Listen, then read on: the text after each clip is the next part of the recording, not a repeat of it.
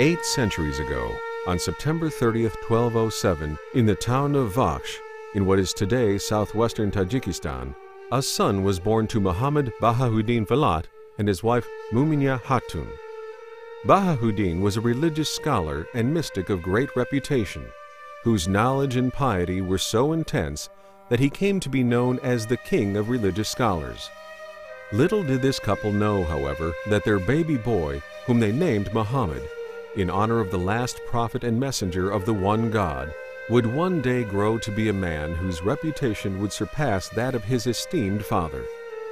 Little did they know that their son's ecstatic and uncompromising religious devotion would one day be so powerful that his spiritual poetry would continue to refresh and reanimate souls all around the world for centuries after his death.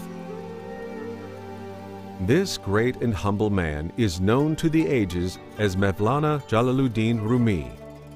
His spiritual legacy has been so profound and so enduring that the United Nations Educational, Scientific, and Cultural Organization has declared 2007 to be the year of Mawlana Jalaluddin Rumi. 2007, then, is a year in which we pay special tribute to this 13th century figure, whose life and teachings so passionately exemplify what UNESCO has described as the universal values of tolerance, reason, and access to knowledge through love.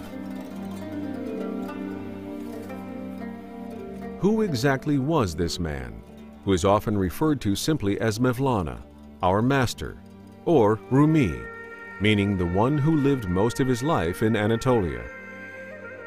First and foremost, Mawlana Jalaluddin Rumi was a Muslim. His life was radically defined by his commitment both to study and observe God's law for humanity as revealed in the Quran and the example of the Prophet Muhammad. In fact, it would be no exaggeration to say that Mawlana actually lived up to the honorific portion of his name. He was, by all accounts, Jalaluddin, an exemplar of the religion of Islam. He was a Muslim who, by all accounts, lived a life of unmitigated submission to the one true God. By giving witness to God's utter uniqueness, by observing 5 daily obligatory prayers, by giving obligatory alms and other kinds of charity to those in need, and by fasting during the month of Ramadan, and by journeying to Mecca and performing the rites of the sacred pilgrimage at least once in his life, Rumi followed the path of the Prophet Muhammad in his striving to place God at the uncontested center of his life. But Mawlana was not only a Muslim. He was also a migrant on both the material and spiritual planes of his existence. Along with his family, Rumi left his Central Asian homeland on the eve of the devastating Mongol invasion.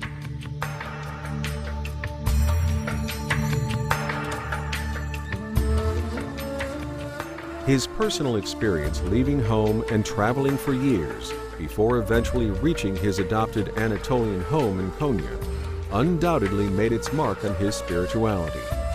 As a migrant who wandered for many years without a permanent home, Mawlana had an acute sense of the suffering of people whose experience of being displaced or bereft of resources were much more severe than his own. At the same time, it is evident from his poetry that Mawlana understood both the pain and the growth that results from being on a journey to find where one needs to be.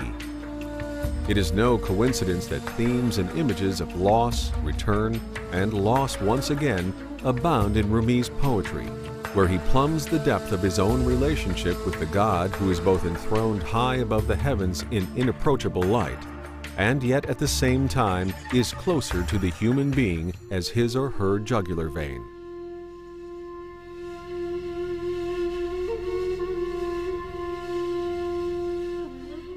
Finally, Mawlana was a mystic whose experience of spiritual purification through love began in earnest on November 29, 1244. It was on this day when Rumi met the wandering dervish and master of the interior life known as Shamsi Tabrisi. In and through his relationship with Shams, Rumi came to understand the spiritual significance of his own experience as an actual migrant. He came to understand that all human longing for home is rooted in the deep structure of the human heart, which was designed for a singular underlying purpose: to draw the human being into a closer relationship with God.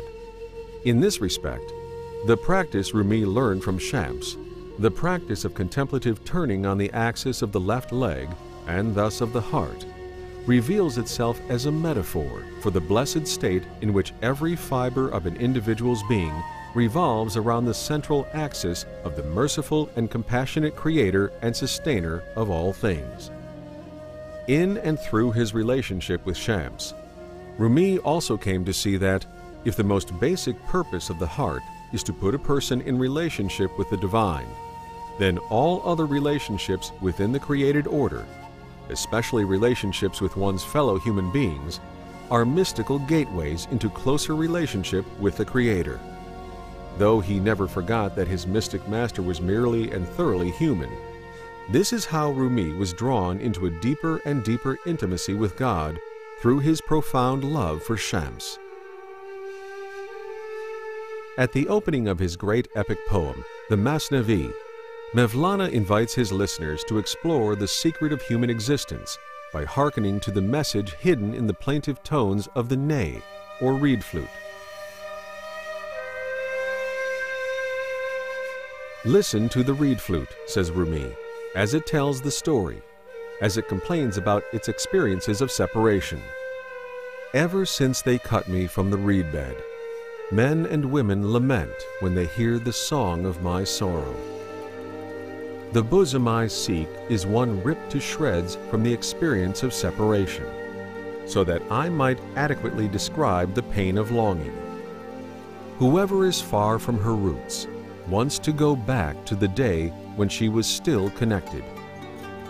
I have sung my song of sorrow in every type of gathering, joining both the distressed in spirit and those at peace.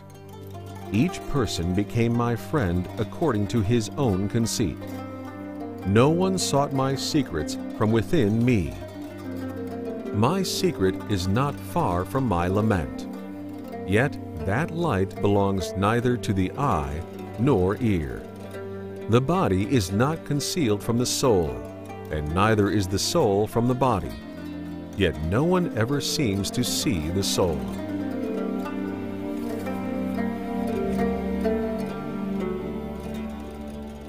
In his poetry and in his ritual legacy of turning, known as the Sama, Mawlana attempts to evoke in those with eyes to see, with ears to listen, and with hearts to be torn by love, the quiet secret of human existence.